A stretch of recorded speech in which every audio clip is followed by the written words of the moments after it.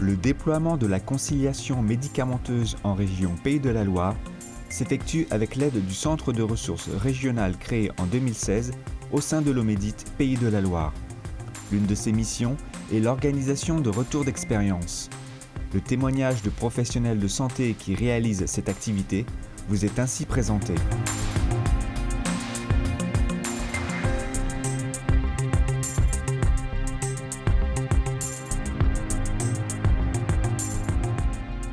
L'idée de la conciliation, c'était de pouvoir répondre surtout à une problématique de connaissance du traitement à l'arrivée du patient.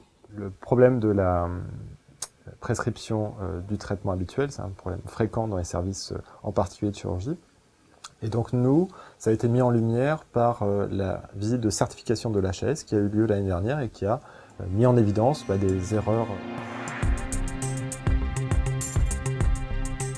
Nous avons testé cette activité dans différents services de médecine, aux urgences, en gériatrie et en médecine post-urgence, où nous ciblions plus particulièrement les patients à risque, âgés et polymédiqués, avant de proposer cette activité en chirurgie, parce qu'il s'agit d'un processus à risque accueillant des patients à risque. Et donc nous, on a souhaité pouvoir intégrer au service l'équipe de pharmacie, qui avait déjà l'expérience de la conciliation médicamenteuse dans d'autres services pour pouvoir tirer intérêt de leur expérience. En fait, on est en binôme avec un pharmacien et moi, mes activités principales sont les recherches d'informations. C'est un travail d'équipe entre la pharmacie, en collaboration avec le service de chirurgie, d'anesthésie et puis avec un soutien aussi institutionnel.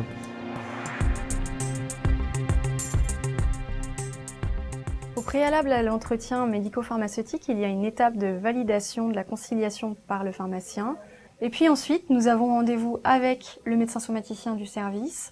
C'est un échange verbal et celui-ci nous apporte les réponses à l'intentionnalité des divergences que l'on a pu identifier. On comprend pourquoi certains traitements ont été arrêtés.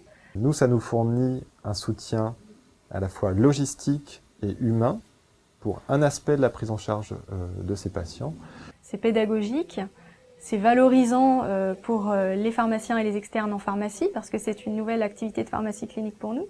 Et ça crée du lien avec l'équipe médicale puisque nous avons des échanges qui sont très constructifs. Donc anesthésistes et pharmaciens, nous sommes présents tous les jours dans le service. Donc on se rencontre quotidiennement en se tenant au courant de la mise à jour des traitements, des modifications s'il y en a eu.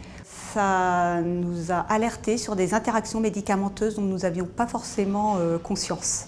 Ça nous a apporté beaucoup de sécurité parce qu'il y a des patients auxquels, principalement les patients entrant en urgence, où on n'aurait pas forcément pu récupérer leur traitement. C'est une activité qui est transversale et c'est un enrichissement mutuel en fait, entre le pharmacien et puis les médecins. Mais on pense aussi que ça apporte surtout énormément aux patients.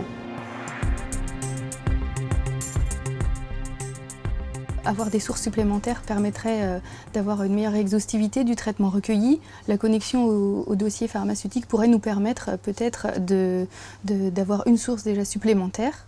Faire évoluer l'outil de saisie pour gagner du temps et pour améliorer l'activité. On aimerait pouvoir intégrer le BMO réalisé par la préparatrice dans notre DPI pour que ce soit accessible à tous les soignants.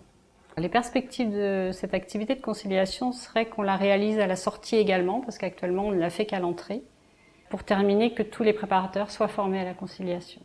Autrement, c'est vrai qu'actuellement en fait, on travaille beaucoup sur la lettre de liaison qui doit accompagner le patient à sa sortie.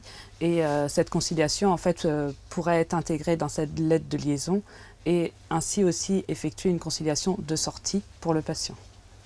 Je pense qu'il y a une place aussi dans l'éducation thérapeutique des patients à leur sortie, sur les interactions potentielles que peuvent avoir leurs traitements.